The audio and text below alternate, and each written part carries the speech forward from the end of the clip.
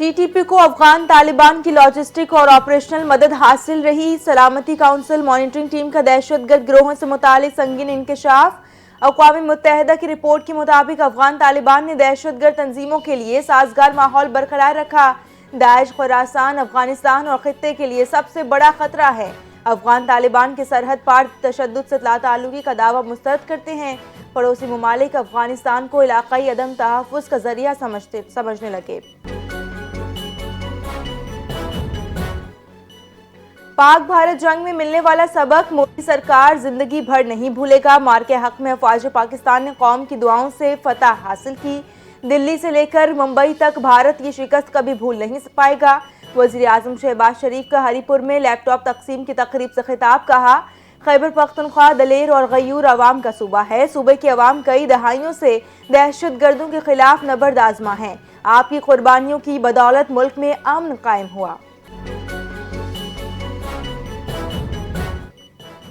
حکومت اور ٹرانسپورٹرز کے درمیان مذاکرات کامیاب، ہڑتال ختم۔ گڈز ٹرانسپورٹرز ایسوسی ایشن کا ملک بھر میں ہڑتال واپس لینے کا اعلان۔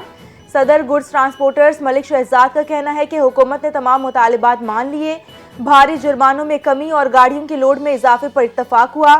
ہڑتال کے باعث کراچی بندرگاہ پر کام بری طرح متاثر۔ کراچی پورٹ پر جہازوں کی آمد و رفت رکی ہوئی ہے اور کئی جہاز ٹرکوں کے آنے کے منتظر ہیں۔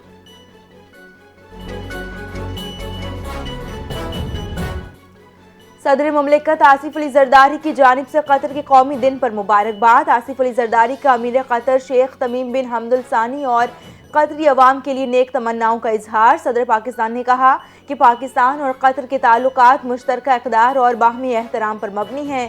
قطر کی قیادت میں نمایاں ترقی اور عالمی سطح پر مثبت کردار کو سراہا۔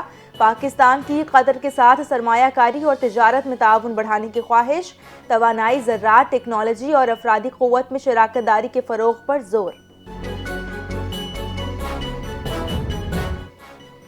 انسداد دہشت گردی عدالت کا سہیل آفریدی اور دیگر کے خلاف اشتہاری کارروائی کا حکم۔ عدالتی احکامات پر مختلف مقامات اور جوڈیشل کمپلیکس میں نوٹسز آویزاں۔ نوٹسز میں سہیل آفریدی، شفیع اللہ، امجد خان اور دیگر کی طلب۔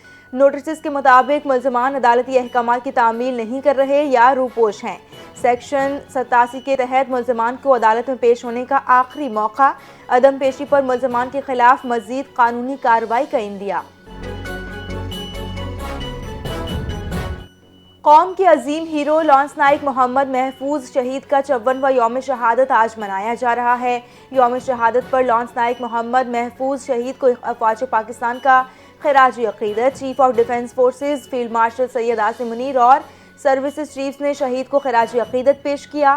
Chief of army staff, navy اور ایئر چیف کا شہید کو سلام۔ آئی ایس پی آر کا کہنا ہے کہ محمد محفوظ شہید شجاعت اور قربانی کی روشن مثال ہیں۔ افواج پاکستان کا قومی سلامتی کے تحفظ کے عزم کا اعادہ۔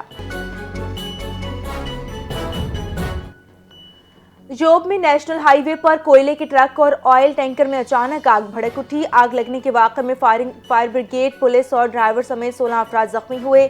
ریسکیو حکام کے مطابق 6 زخمیوں کی حالت تشویشناک، کوئٹہ منتقل کر دیا گیا۔ پولیس کا کہنا ہے کہ ٹرک اور آئل ٹینکر سڑک کے کنارے کھڑے تھے۔ اطلاع ملتے ہی ریسکیو اور فائر بریگیڈ کی ٹیمیں موقع پر پہنچ گئیں۔ آگ لگنے کی وجوہات معلوم نہ ہو سکیں، تحقیقات شروع۔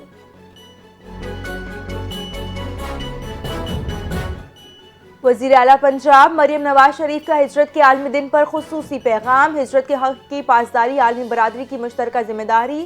اوورسیز پاکستانی ملک کی معاشی اور سماجی سفیر ہیں۔ ہجرت سنت نبی صلی اللہ علیہ وسلم ہے اور پاکستان کے قیام کے بعد دنیا کی بڑی ہجرت ہوئی۔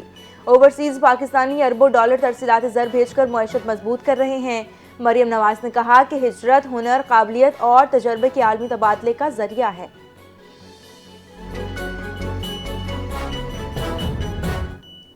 جلال پور پیروالا میں خوفناک حادثہ۔ موٹر سائیکل سوار میاں بیوی سڑک پر کھڑے خراب ٹریکٹر ٹرالی سے ٹکرا گئے۔ پرمٹ روڈ حاجی پل کے قریب ہونے والے حادثے میں میاں بیوی موقع پر جاں بحق۔ حادثہ دھند کی وجہ سے پیش آیا۔ جاں بحق ہونے والوں کا تعلق موزہ کنہوں سے ہے۔ ریسکیو کے مطابق حادثے میں ایک خاتون زخمی بھی ہوئی۔ لاشوں اور زخمی خاتون کو اسپتال منتقل کر دیا گیا۔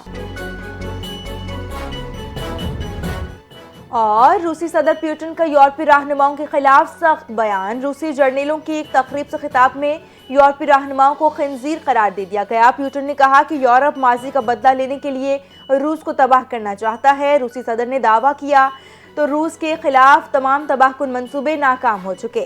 سب کو توقع تھی کہ روس ٹکڑے ٹکڑے ہو جائے گا، مگر ایسا نہیں ہوا۔ امن منصوبے پر سنجیدگی نہ ہوئی تو روس طاقت سے اپنی تاریخی سرزمین آزاد کرائے گا۔